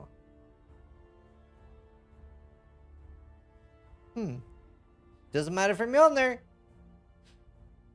Interesting. So just a nerf to spells? Yeah, I mean, it'll be harder to do the mana. Spectral Throw mana cost. Problem. Spectral Throw has a higher mana cost compared to other starting skills, resulting in it being difficult to use in the early game without constantly running out of mana. Lower the mana cost of Spectral Throw. That seemed easy. This was an easy one. But they were happy typing that up. It just seems so easy compared to everything else. It 1 less mana at gem level 20. Cool. Ward Strength. Base ward on items is 2 weak. Oh, I'm so scared for ward, dude. You can break the game so easily. Base ward on items is 2 weak relative to the improved core defenses. Increase base ward on expedition base types and adjust unique expedition items that scale from ward.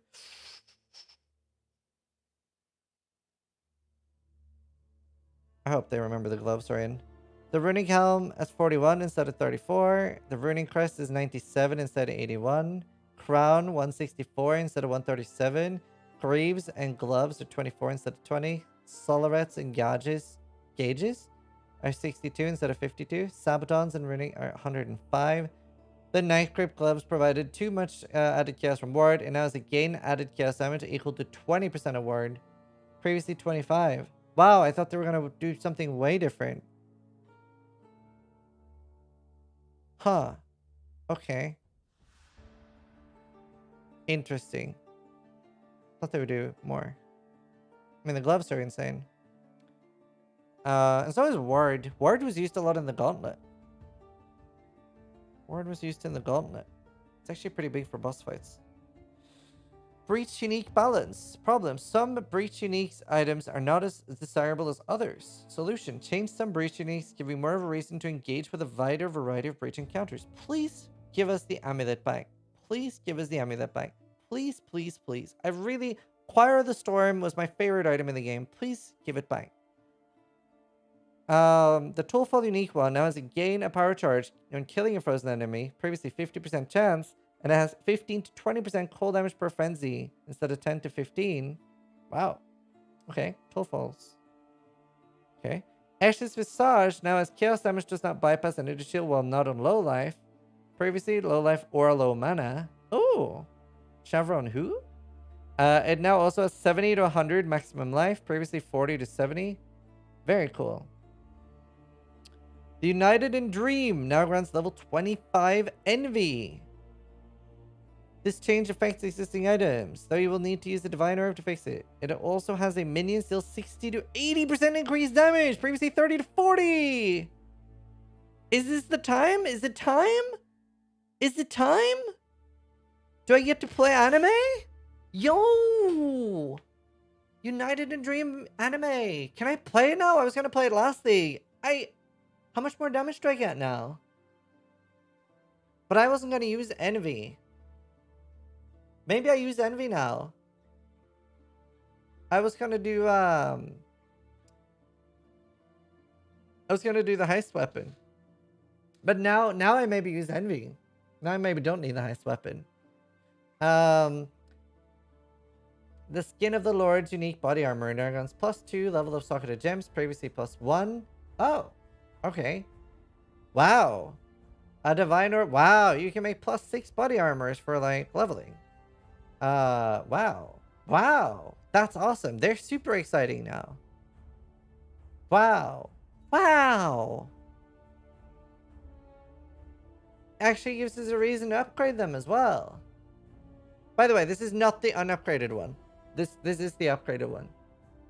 That's very cool. Yeah, just Lords. But that makes sense. That makes sense. That's awesome. The following Keystone Passives can now appear on Skin of the Lords. Divine Shield, Ghost Dance, Iron Will, Leth Shade, Mage Bane, Solipsism, Versatile Combatant. Heavy breathing, heavy breathing. Voice of the Storm and Choir of the Storm. Unique amulet, both now grant. Critical strike chance is increased by overcapped lightning resistance once again!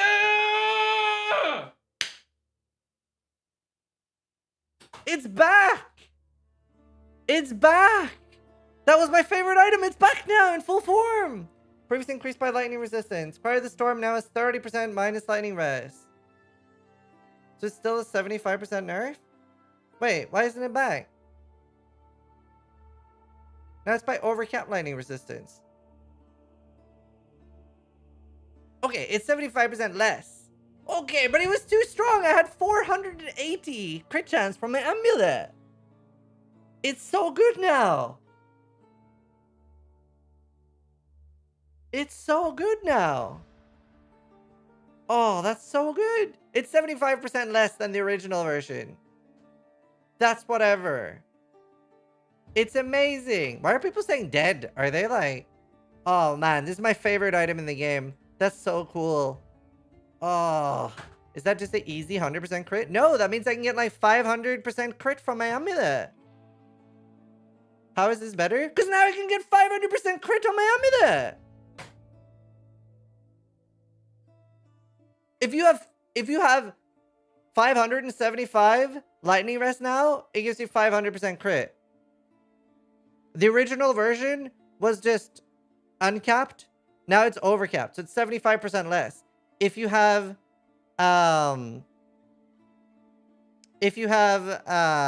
wait, why minus 105?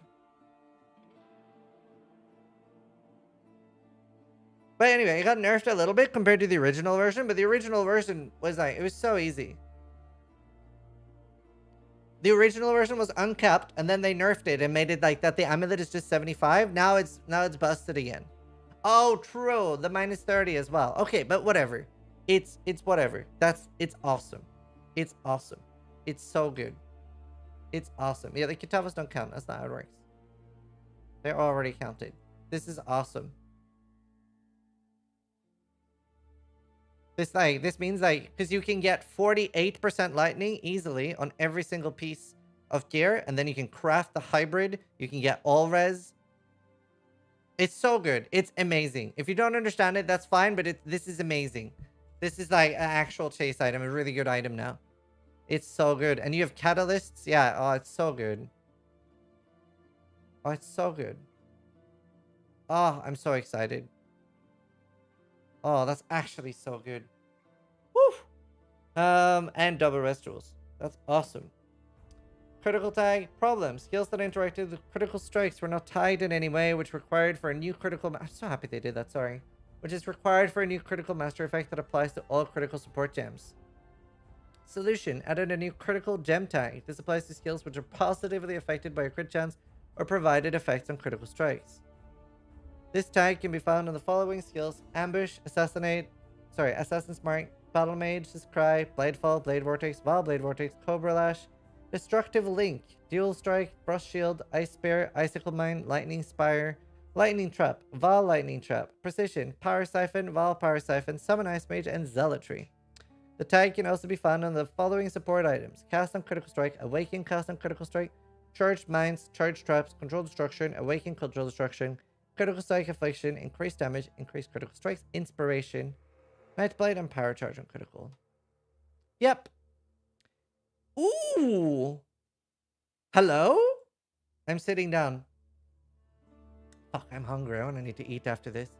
Adziri's unique drops. Both the Apex of Sacrifice and Alluring Abyss encounters are not rewarding enough. And Adziri's disfavor no longer fits the power level of a unique from the Alluring Abyss. Solution. Make Pledge of Hands, draw from Adziri, Queen of the Val in the Alluring Abyss, and move Adziri's disfavor to draw from Adziri, Queen of the Val.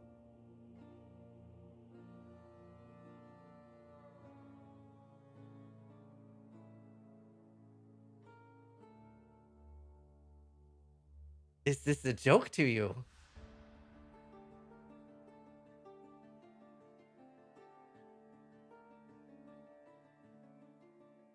Is this a joke? This favor now draws from Adziri. Pledge of Hands is now exclusively obtained as a draw from Uber Adziri. And from div cards. The Hollow Pledge Prophecy can no longer be obtained. The last one standing. Adziri's acuity is 40 to 60 global crit chance. Is this a joke? That's so bad. I was so... How? How could they... Why? This is awful.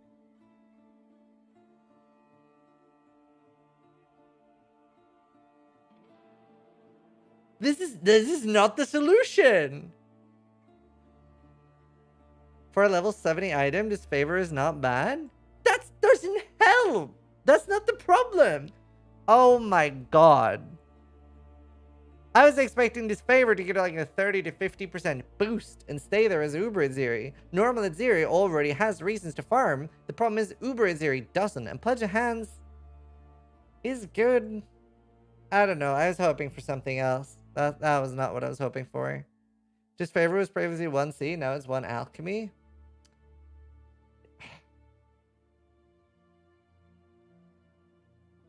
I gotta admit, GGG got me with that one. Okay. They missed. They've hit a lot of things. I'm not gonna let this ruin my patch notes. I'm having a good time reading these. This was shit. That's fine. Let's just forget we read that. Clever Construction. Traps and mines are very vulnerable to some monster abilities. Without Clever Construction, giving them damage immunity when it's first placed. Solution. Give all traps and mines the damage immunity from Clever Construction as a built-in effect for a shorter time, and give traps and mine mastery the option that gives them full damage immunity. Very cool. 2 seconds after being thrown. That's awesome, especially while leveling. That's really good. Awesome. That's a huge change. That's a really big buff. Volley Mortal Call can be problem. Volley Mortal Call can be kept active permanently using legacy items in permanent leagues. Solution. Increase the cooldown time of Volley Mortal Call significantly. Do you know, I think standard players are still excited because I haven't seen like a specific nerf. A specific nerf for standard. Like I just haven't seen that before, so they're like, hey, they know. While the Mortal Call has a cooldown time of 60. It's okay, they still have more players than hardcore. Who am I to joke? Unwavering Focus. The Unwavering Focus cluster jewel notable can be stacked to reduce the cost of a channel skill to 0, including non-mana cost. This usually isn't worth the opportunity cost, but has problematic interactions in some setups. Replace the cost reduction to Unwavering Focus with another effect. It no longer grants 15% reduced cost. It now has 50% chance to avoid being stunned while channeling. Huh. Channeling skill deals 30% increased damage. Wow, so many people are upset. Standard has more players than hardcore. I swear I just made that joke myself. I swear. Maybe I just thought it. Maybe I didn't say it out loud, but I could have sworn I already made that joke. Unique map boss ailment threshold. Some unique map bosses have too high of an ailment threshold compared to other bosses on the Atlas with Watchstones active. Solution. Bring the ailment threshold of bosses with very high ailment thresholds in line with others. Oh. Lower the ailment threshold of Putrid Cloister, Vinctor Square, Dorianis Missionarium, Hallowed Ground. They're far above other bosses. Huh, that explains a lot. He's a standard player, he's a little slow. That's mean, but funny.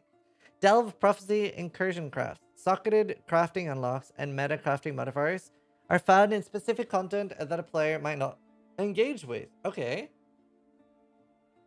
Many crafting modifiers that were obtained from Delve, Prophecy, and Incursion are now obtained in maps, including meta crafting modifiers. Okay. I kind of like the way they did it already, but obviously I do everything, so. The crafts that allow items to have multiple crafted modifiers, prevent item prefixes or suffixes from being changed, prevent items, blah, blah, blah, the prophecy ones. And the incursion ones are all found in maps now. Okay. Unveiling crafted modifiers. Problem. Obtaining all crafted modifiers granted by Unveiling can be very time consuming, especially for modifiers with multiple tiers. Sorry, it's a little late here. Change veiled crafting modifiers to unlock all tiers from a single unveil. This is a buff. Like, this is so nice. Imagine linked hardcore gameplay. That'd be so fun. I really want to do that. That's awesome. That's awesome. You know, only have to craft a veiled modifier once when unveiling items with John to unlock those. We've also taken the opportunity to increase the chance of seeing some rare modifiers to make it easier to unlock them. Awesome. Sacred Blossom. Problem. The Sacred Blossom fight does not have a sufficiently valuable unique reward. The Forbidden Shackle unique that is intended to be this reward is outclassed by replica Forbidden Shackle from Heist. I'm so worried about the problems and solutions now after the Aziri one. Solution. Stop replica Shackle from dropping.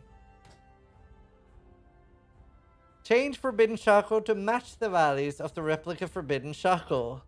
The Forbidden Chakra unique helmet now grants a level 1 to 10 support gem that supports socketed items, and one level 25 to 35 support gems. Previously, 2 level 15 to 25 existing items. The replica can no longer be obtained. I mean, it is a buff, but it's such a like. I would rather have kept them both and have like the be very different. Very different. It is a buff. It's very like strange. It's strange. They do strange things. Also, they should have called it Harlequin. Crest. Added damage on quivers. Problem. The added damage on attack modifiers provide very small bonuses, but quivers are intended to be a powerful source of damage for bows. Solution. Add more tiers of added damage on quivers that greatly increase their power. Interesting. Woo! Okay. Modifiers that granted elemental damage to attacks have been buffed, and now a set of modifiers that can roll past level 29, capping it at 77. Granted, these modifiers have values that are 50% of the corresponding added elemental damage modifier. So loads of flat. Quivers share the same progression as Amulet. Sample of the newest highest tier is 11 to or 15 to 26 fist damage to attacks. Wow. Note the weighting of added damage to attacks modifier have been adjusted, that the chance to roll other prefix modifiers like max life or weapon elemental damage is similar to before. Essences have been updated accordingly. Added damage to bow implicits obtained through corrupting quivers have been buffed slightly. New quiver corruptions for physical and added chaos damage has also been added. Essence of Horror and Elder Quiver that grants cold damage per frenzy now grants up to 13 cold damage per frenzy charge. Huh. But not buff for the ring. Quivers have their own modifier for added cold lightning on the crafting bench. And quivers can now craft rank 2 added physical damage to attacks. Wow. Pretty big for, what's the bow called? A green one. Doomfletch. Doomfletch is such a fun build. It's now possible to craft rank 1 added cold lightning and fire to attacks on gloves at the crafting bench. Cool. Hybrid elemental damage on quivers can now be unveiled. Cool. Quivers on unarmed characters. Quivers are intended both mechanically and thematically to only provide a benefit while using a bow. Disable quivers while no bow is used. Okay. Makes sense. Hope Shredder Frenzy stacking potential too. True. True. Skill gem weapon restrictions. Some skill gem descriptions don't state what weapon they require. Correctly show all weapon restrictions on skill gems. Ancestral Protector, War Chief, Wild Ancestral War Chief. State they require a melee weapon. Artillery Ballista, Siege Ballista, and Shrapnel Ballista now state they require a bow. Trap enchantment granting cast speed. Problem. Some enchants give cast speed, which no longer inherently applies to cast speed.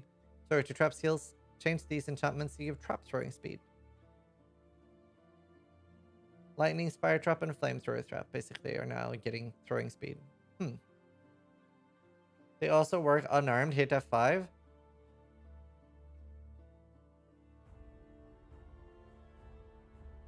Oh, we have a lot to go through still.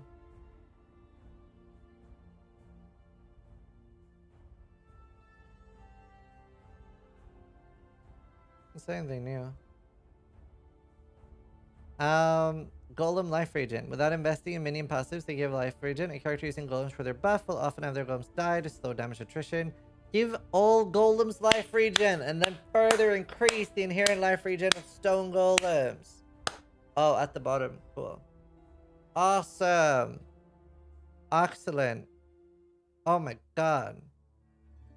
Harvest craft changes. The harvest craft that upgrades normal or magic rarity to a rare item with a modifier of a certain type are in close function to their matching craft. Solution. Combine the two harvest crafts into a single craft that reforges a normal, magic, or rare item as a rare item. Awesome. Honestly, that is a small change, but it's very big. Everything is a Alk or Chaos now. It's very big. Oh yeah. 2% regen instead of 1, and they all have 1% regen by base. That's huge.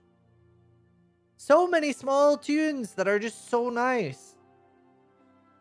Crafts that reforge normal or magic item to a rare, now reforge a normal, magic, or rare item. Crafts that previously reforged a rare with specific modifier, normal, magic, or rare item, and previously. Yeah, so it's all the same. It's all the same. That's so nice. Entire rare item with a specific modifier. This is so nice. Synthesis map mods. Problem. Modifiers on unique synthesis maps don't provide as much increased pack size, quantity, or rarity when compared to other map areas. Update these values. Modifiers on unique synth maps have been buffed, bringing them up more values of similar maps. And for example, the modifiers for unique synth maps that increase rare monsters are... Oh, the Nemesis mod. It's 13 quantity, 8 rarity, and 5 pack size. Very cool. Good example. Let's see.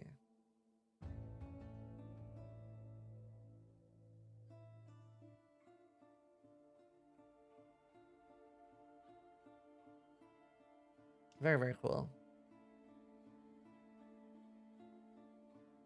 Triggered marks. Items that trigger marks on hitting a rare or unique can trigger repeatedly in some situations, costing mana each time. Solution. Change mark trigger to only trigger if you don't have a mark targeted. If you don't have a mark target. Wait, that doesn't seem to be the best solution. Influence modifiers that trigger Assassins, Poachers, Warlord mark when you hit a rare or unique enemy now only trigger if you do not have a mark. Well, that's really annoying. That's really annoying when, like, killing rares and stuff like that. I don't know how I feel about this. Sometimes the nerf. Right, annoying twin bosses? Yeah. Might be a phrasing problem. It seems like it doesn't trigger if you have any enemy with a mark. Yeah. It won't renew. It won't renew on something else. If you leave a rare behind, I don't know. It's kind of annoying. 2 tornado skills. Sacrowolf's Flock unique element now has a skill called Tornado, which is now the name of the skill gem. Solution. The Tornado skill granted by Sacrowolf Flock has been renamed to Twister. Syndicate Operative Specters. Problem. Certain projectile abilities used by Incursion Architects, Syndicate Operatives, and bosses based on Lunaris have a bug that causes them to hit the target multiple times simultaneously when firing additional projectiles. This is particularly powerful with Syndicate Operative Specters that have been supported to fire multiple projectiles. Fix the skill, which will prevent players taking large bursts of damage in maps with additional projectiles, and this will also bring Syndicate Operatives in line with other Specters. Ruh-roh. Spectre mains in shambles. It's a buff except for Spectre builds. Yeah, turn in your shotgun. Damn, I wonder what they're gonna play. Now they're only gonna have 20 million damage and not 100 at the top end. Negative resistance. Problem. It's possible to obtain a high amount of negative resistance with the Scourge item system. Solution. Impose a cap for the amount of negative resistance a character can have. Resistances can no longer be lowered below 200. Isn't this a big nerf for a lot of things? This seems like a weird cap. That's a boring solution. It nerfs the Doriani's chest a lot. Isn't it dead?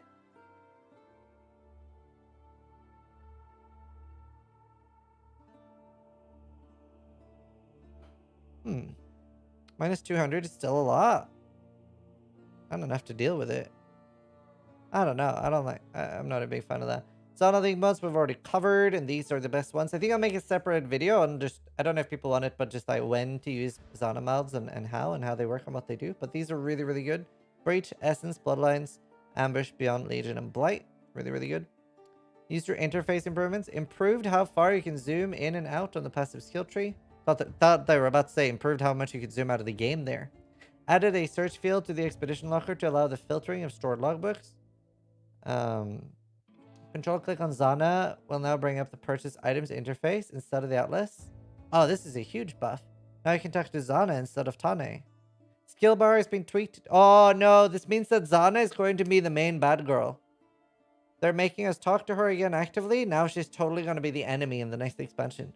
Anyway, skill bar has been tweaked to fit skill icons a bit more nicely. Skill bar user interface will now display if a skill is dealt a critical strike when you have the elemental overload keystone. Oh yeah, they had to do that. Added a slot for the sacred orb to the currency stash tab. The slot for Piranha's coins is now hidden until you add one of these coins. Why are you still adding the Sacred Orb to the game? Added slots for Breach Blessings, Flawless Breach Stones, and Unrelenting Timeless Emblems to the fragment.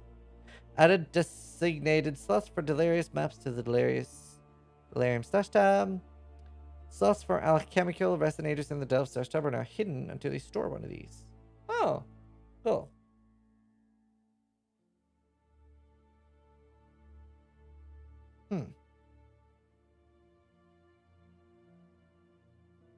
Tempest Shield, you have to scroll up for that. They've already talked about Tempest Shield in one of the manifestos. Right. Quest rewards. Poisonous Concoction, Energy Blade. Oh, it just says where we get the different links. I don't want to read that. PvP changes that don't even affect Royale. Glacial Hammer, Molten Strike, and Archmage. None of those are going to affect my PvP versus Steel Mage. And then a bunch of bug fixes. Honestly, we'll go through that like later. This has already been a very long reading. Oh no, are they talking about Spectre banks in here? Where does that say? Oh wait, is that under PvP? It is no longer possible to create a PvP only character in Path of Exile. Ah, you have to level your own. Cool. Alright, that makes sense. It was a bit too easy. It was a bit too easy. Right, I'm also going to skip the bug fixes, because very rarely there's something super big there. Bone Offering in the block section? We read that already. I think we read that already. I'm pretty sure we read that already in the manifesto. That was the majority of the changes. This is some very, very long ones, and these were some raw. If you're still watching, thank you for staying with us while reading all the patch notes. Not details. I will check that another time. Tempest Shield is 25% spellbook level 20. Wow, that's huge. And we'll go over more stuff as well. But either way, we'll want to end the YouTube video here, and I'll make a short video outlining and TLDRing all the changes. Even the short video is going to be long, I think. But either way, thank you guys on YouTube for watching. Thank you guys so much. And sub if you like the content, but more importantly, try to die less than I do.